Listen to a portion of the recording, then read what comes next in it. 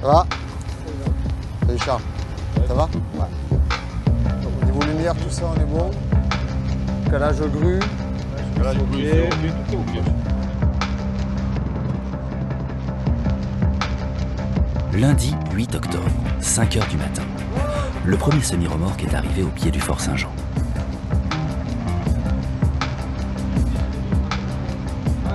Des blocs de 13 tonnes sont emportés à plus de 10 mètres de haut et installés avec une précision de l'ordre du dixième de millimètre. Là, on est en train de positionner précisément le premier voussoir. Donc c'est le plus compliqué pour nous parce qu'il sert de référence, mais aussi parce qu'en fait, on doit rentrer en partie dans le Fort Saint-Jean.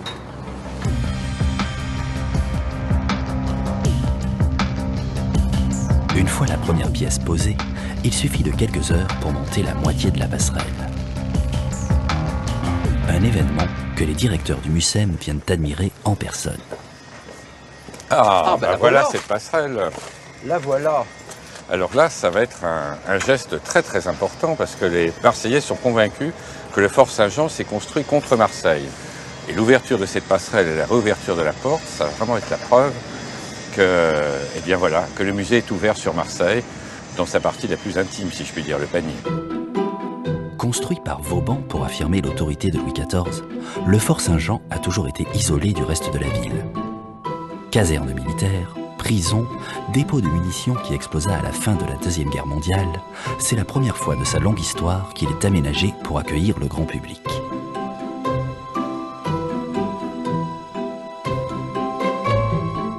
« 190 millions d'euros, 10 années de préparation. Objectif, créer le premier musée des civilisations d'Europe et de Méditerranée. On pense parfois que le MUSEM est l'édifice de béton à côté du Fort Saint-Jean. En réalité, le musée est constitué de ces deux bâtiments. Et c'est donc par cette entrée que se trouve la passerelle qui va en direction du panier. Eh ben, on va pas tarder à la découvrir parce qu'elle est en train de se monter, cette passerelle, imagine-toi. La voilà. D'accord. On est encore en... Zef Gourarier profite de son passage sur le chantier pour faire découvrir à Sophie Ferré, la dernière arrivée dans l'équipe, son futur espace de travail. Je vais te montrer ce qu'on va faire dans la chapelle. Alors voilà, ne t'approche pas plus, parce qu'il faudra un recul. Il faut imaginer ici qu'il va y avoir une vitrine. On pourrait parler d'un immeuble de verre de 11 mètres de haut, consacré au rite de passage de la vie. On aura des robes de mariée, on aura des quenouilles, on aura toutes sortes d'objets de baptême, de circoncision, qui vont un ensemble en fait de 280 objets. Autrement dit, ça va être une... 280 dans la vitrine 280 dans la vitrine sur 3 étages. Et c'est une exposition verticale, quoi. Je suis un peu comme un enfant qui ouvre le cadeau de Noël le matin du 25 décembre, un peu surprise, étonnée, et puis très, très enthousiaste sur l'idée. Voilà, Mais le plus gros du chantier se trouve de l'autre côté d'une seconde passerelle. Ici, le béton a la forme d'arbre ou de corail. Et ce qui frappe, c'est la dimension des salles. Donc voilà la salle la plus grande du musée. Elle fait 23 mètres de large par 50 mètres de long. Plus grand, on ne pouvait pas faire. Mais c'est finalement déjà assez grand grâce à cette technologie du béton précontrainte. On arrive à libérer tout l'espace de toute structure qui crée une rupture inutile entre l'objet exposé et son environnement naturel qui est la Méditerranée. Tilman Reichert est le chef des travaux. C'est le bras droit de l'architecte Rudy Ricciotti qui a conçu le bâtiment. Avec lui, nous découvrons les immenses salles aux murs de verre. À travers les vitres, on devine l'échafaudage d'un chemin qui tourne tout autour du bâtiment pour arriver sur le toit. Il y a une passerelle qui arrive là, une deuxième passerelle qui arrive ici, et il y a la passerelle de liaison vers le Fort Saint-Jean qui traverse les darses et qui permet de liaisonner les deux entités du MUSEM.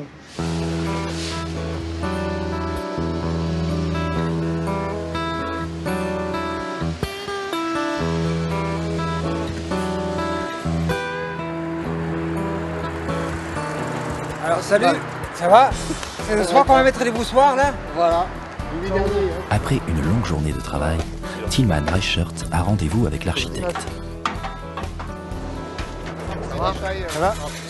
Il vient 3 fois par semaine, à des heures absolument improbables, mais il vient et il suit de très près de tout et on fait le point en permanence sur toutes les questions. Rudy Ricciotti, l'architecte marseillais le plus célèbre dans le monde. Lauréat du concours organisé en 2002 pour ce projet, il œuvre depuis 10 ans à sa réussite.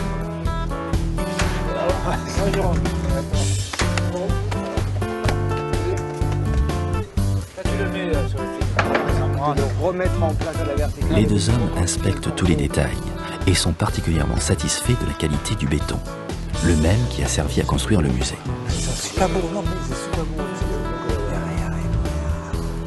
Mais Rudy Ricciotti va perdre sa bonne humeur lorsque Bruno Susarelli, le directeur, vient lui réclamer des changements. Là où l'architecte a pensé espace collectif, le directeur du musée lui réclame des cloisons et des bureaux séparés. Le problème, c'est l'isolation phonique. Mais ça, c'est Pourquoi? C'est pas la CIA quand même. Quasiment, c'est le KGB. c'est pire que ça. C'est pire que Non, ça. mais les culturaux, vous êtes les derniers à vouloir des bureaux cloisonnés avec la clé sur la porte. Putain. Chez moi, tu vois, j'ai des bacs plus 6 Oui, chez moi. Mais tu sais Ils comment travaillent mais par ça, groupe de 8, ils le mais prennent les pas comme une architectes, ils équipe travaillent pas sociale. comme les bureaucrates, c'est ça Oui, le problème. mais les ingénieurs aussi, ça s'appelle de la civilité ou de Tu sais l'urbanité. ce qui se passe, Rudy, si tu dis ça, il se passera, c'est ce que j'ai expliqué, il se passera que dans deux ans, j'aurai les syndicats sur le dos et on sera obligé de faire des cloisonnements qui n'auront pas été faits par vous et qui seront pires que ce que vous allez faire. C'est ce qui va se passer. Parce que tu vois, ce cloisonnement sur la façade publique, c'est vraiment l'empreinte de l'autorité, de la bureaucratie sur l'espace public. Non, mais je sais. Moi, je suis prêt à faire des efforts, mais pas jusqu'au narcissisme, tu vois, quand même. Tu vois, pas jusqu'au point de dire j'ai une parcelle de territoire que je ne partagerai avec personne. C'est pas possible, des choses comme ça. À un moment donné, il faut apprendre à vivre ensemble. Il faut apprendre à considérer qu'il y a encore du bien commun, Oui, de la responsabilité collective. Ça, je suis d'accord, il y a du bien commun et de la responsabilité collective. Ensuite, il y a la vie quotidienne des gens dans leur bureau. Ça, c'est un autre sujet.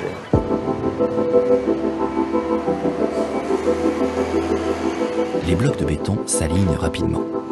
Ensuite, les techniciens imposeront à l'ensemble une pression horizontale de plusieurs tonnes qui permettra à la structure de se passer de piliers. Et là, c'est là où on exploite tout l'avantage technique de ce matériel génial qui est le béton fibré ultra performant. Ce béton-là, il résiste à une compression très élevée. Le béton normal, il s'arrête à 700 kg au centimètre carré. Celui-là, avant de se décomposer, il peut encaisser 3 tonnes au centimètre carré.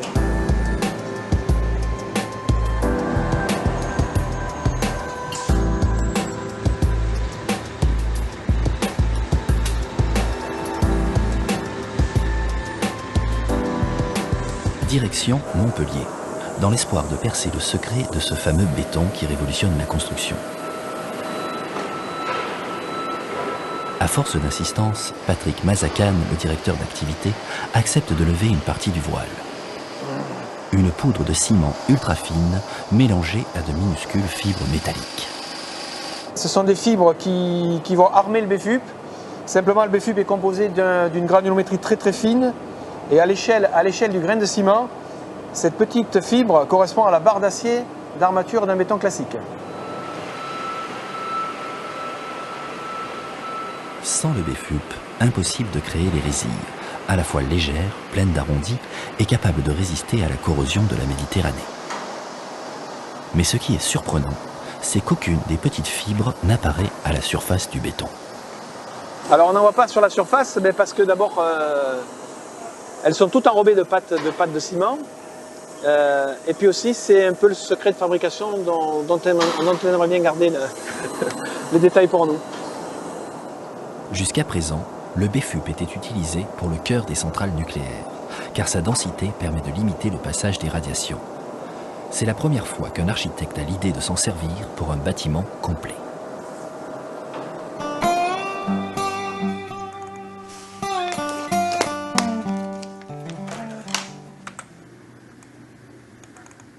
Sur la table de travail, les plans ont été corrigés au feutre. Dorénavant, les bureaux seront individuels. Cloisonnement à l'ancienne, ça veut dire que tout refaire. Ce qui est un peu frustrant. Ce n'est pas le premier changement. mais celui-ci risque de provoquer du retard. Pascal, tu penses que c'est faisable avant le 1er mai de faire toutes les modifications du bureau? Donc pour moi, il y a 5 mois de travail là-dedans. Bon. Donc 1er janvier fermé, quoi. Ça va. Fin mai. Comme le MUSEM doit ouvrir début juin, le moindre problème provoquera un retard de livraison. Pour ça, En attendant, la longue passerelle qui tourne tout autour du musée est finie et l'architecte est venu examiner. qu'est-ce que c'est ce bordel? T'as vu ça? Immédiatement, il remarque que des joints ont coulé. Qu'est-ce que c'est ce truc? C'est pas le. C'est. Putain, mais qu'est-ce que c'est ça? Regarde. Il ne laisse passer aucun détail.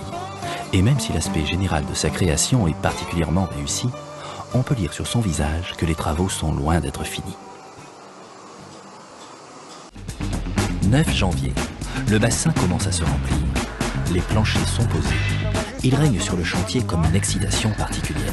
Là, on nettoie tout et on finit tout, le platelage, les vitres, pour que ce soit beau quand dimanche, les Marseillais viendront découvrir ce nouveau musée. Dans 3 jours, c'est le lancement de Marseille-Provence, capitale européenne de la culture. Et le MUSEM organise une journée porte ouverte. Pensez ça et ça, faut pas le penser. Merci. Si le bâtiment n'est pas fini, il faut le rendre présentable. Et pas moins de 18 personnes s'appliquent à nettoyer pour la première fois l'ensemble des vitres. Alors, vous savez combien de mètres carrés de vitres vous nettoyez ici? Non. Allez, calculez pour vous, c'est 6000 mètres carrés.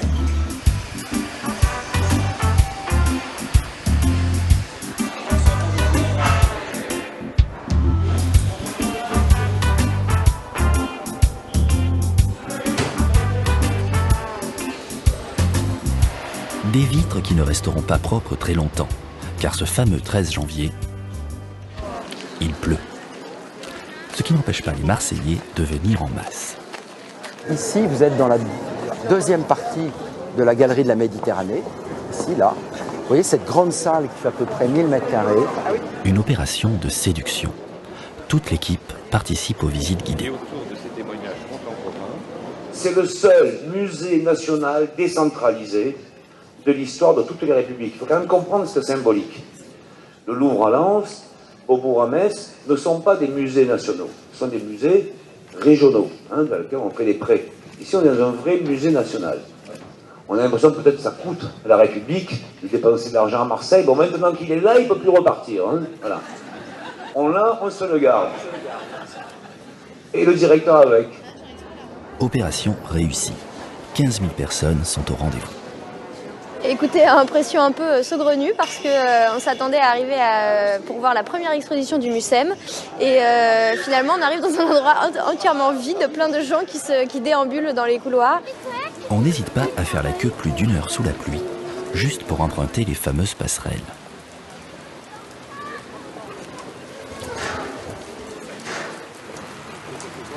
J'adhère follement, quoi, mais je vois qu'il y a... Ça me fait en plus plaisir de sentir que les gens adhèrent aussi, quoi. Quelque part, je me dis qu'un lieu comme celui-là, c'est pas forcément facile nécessairement de l'apprécier. Et en fait, je me rends compte que oui. À la nuit tombée, une surprise. L'éclairage nocturne du bâtiment est présenté pour la première fois. La nuit, le MUSEM sera bleu électrique.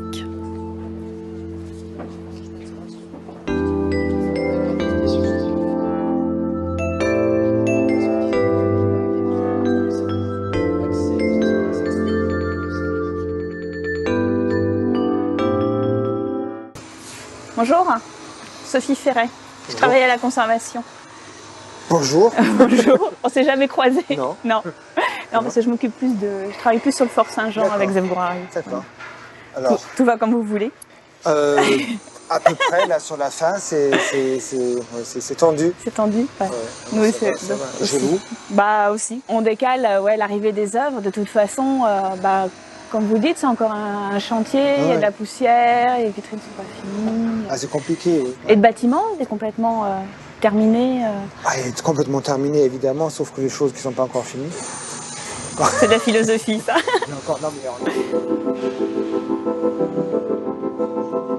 Les dernières semaines seront donc intenses. Les équipes vont travailler jour et nuit.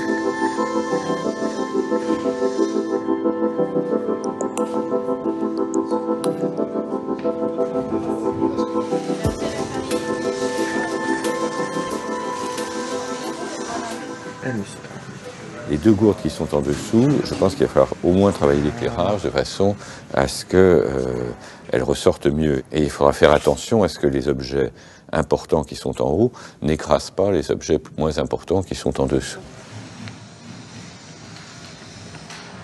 L'exposition permanente retracera l'histoire de la Méditerranée. Le directeur des collections l'a conçue comme un roman, avec ses chapitres, de la préhistoire jusqu'à nos jours, en passant par les grands événements de notre civilisation. Donc les dieux, les premières agricultures, et maintenant on arrive sur la question de l'eau qui est fondamentale. Une fois qu'on a eu les premières agricultures expansives, on a un peu, même un peu beaucoup peut-être, touché à l'environnement, les terres ne sont plus fertiles, on se réfugie dans les vallées des fleuves et c'est là où les civilisations vont naître. Celle du Nil, celle du Tibre, celle de l'Euphrate, ailleurs d'ailleurs celle du Yangtze. Zef Gourarier fut le directeur du musée des arts et traditions populaires. Il travaille sur certains de ces objets depuis plus de 20 ans. La galerie de la Méditerranée est un peu l'œuvre de sa vie. Je me sens vraiment, c'est le sentiment d'avoir travaillé pour le service public. Ça compte, je veux dire, pour moi la mission de service public est très importante. Ces collections, elles appartiennent autant aux visiteurs qu'elles m'appartiennent. Ce qui donne une responsabilité encore plus grande, c'est-à-dire de lui restituer ce qui lui appartient de façon agréable. Et donc il y a l'impression, oui, l'impression d'avoir fait ce pourquoi on était fait.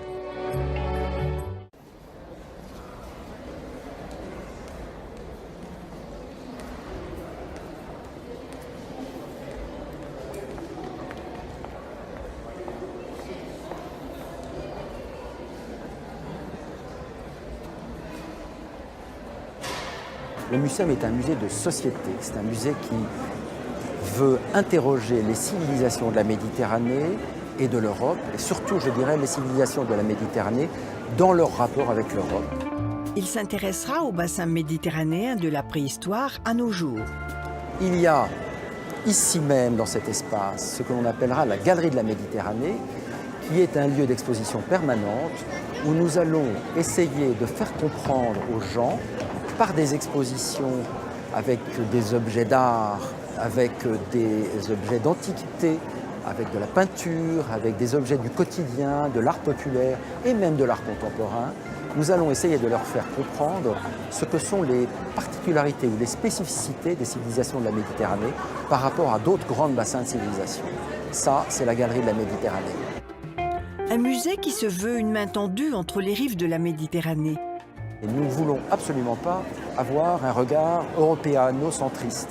Nous voulons au contraire donner la parole à l'autre. Et c'est pour ça que l'un des grands symboles du Muséum, c'est la passerelle. Une passerelle qui relie le musée au Fort Saint-Jean et au quartier du Panier. Il faut savoir que le Muséum sera un endroit où il se passera toujours quelque chose et où les gens viendront non seulement pour se cultiver, pour apprendre, mais pour avoir du plaisir. Il y aura ce restaurant géré par Gérald Paseda sur le toit.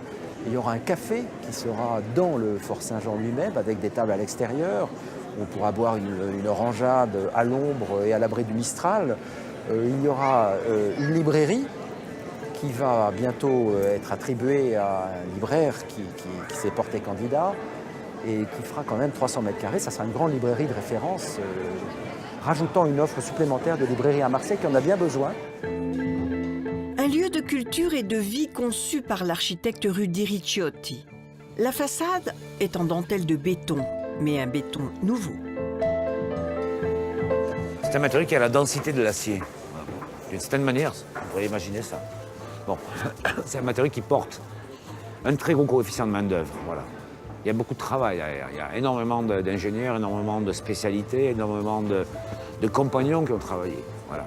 Vous savez, ce bâtiment, il a été produit par un orchestre symphonique de 130 musiciens. Hein. Donc moi, je suis juste que le metteur en musique. Mais c'est pas moi qui tenais le violon, qui tenais le hautbois, qui tenais le piano. Voilà, donc il y a énormément d'expertise autour. Donc je suis très très redevable à ceux qui l'ont construit. Une prouesse technique qui donne du sens au bâtiment. C'est une architecture de narration. Une architecture de narration qui est constituée sur une densité d'ingénierie assez incroyable. C'est-à-dire qu'on est dans une culture de recherche-développement. Le visiteur est absorbé par la vue sur le fort et la mer. Je crois que si on veut reprendre, redonner du sens à la politique, à l'architecture, il convient que nous posions ces questions. Comment faire des bâtiments dont la production est territorialisée, non délocalisable, et surtout qu'elle participe au renouvellement de la mémoire du travail. Pour l'architecte, la construction même est un acte politique. Il milite pour une relocalisation du travail. Les gens sont émus parce qu'ils sentent qu'il y a du travail, ils sentent qu'il y a de l'effort, ils sentent qu'il y a de la transpiration, ils sentent qu'il y a une souffrance et donc il y a une vertu. Il y a une vertu. Il n'y a pas que l'inspiration de l'architecte, il y a une vertu. C'est la somme des efforts, la densité du travail. À travers le MUSEM, c'est un hommage à la mer. Et non, il ne s'agit pas de la Méditerranée. Il est un peu à l'image de... Vous savez, les femmes sont des femmes qui portent beaucoup plus les fardeaux que les hommes. Vous savez, quand une maman porte les enfants dans les bras, les sacs, etc., elle est soumise à des efforts. Et davantage que les hommes. Et c'est un peu ça, l'histoire de ce bâtiment. Il a l'air gracile, il a l'air féminin, en réalité, il prend des efforts colossaux. Marseille est une ville métissée, le musée est à son image. Je veux dire, c'est une main tendue de la République au quartier aussi, à Marseille, aux Marseillais, au territoire. Ce bâtiment lui-même, qui est sombre, qui est presque noir un jour de pluie, à midi, il devient presque clair. Au coucher de soleil, il est rose. Et il a une variable chromatique incroyable. Ricciotti est intarissable sur son projet. Comment définit-il la culture méditerranéenne? La culture méditerranéenne, c'est une culture qui est nourrie à la fois d'anxiété et de difficulté d'être. Elle n'est pas nourrie de mémoire moderne. Voilà. Elle est nourrie d'une mémoire violente. La Méditerranée, c'est un horizon métaphysique qui rend fou. Ce bleu cobalt, qui devient argent sous l'effet du Mistral, qui devient outre-mer sous l'effet solaire, etc., envoie des messages cognitifs qui sont déstabilisants. C'est-à-dire que lorsqu'on est méditerranéen, on n'est pas fini. On a une fissure qui ne cicatrise jamais. C'est ça l'idée de la Méditerranée. Le MUSEM est là pour longtemps. Et tout le monde oubliera bien vite les angoisses du chef de chantier ou de la jeune restauratrice. Il ne restera qu'un magnifique musée, constitué d'un fort ancestral et d'une œuvre architecturale d'avant-garde.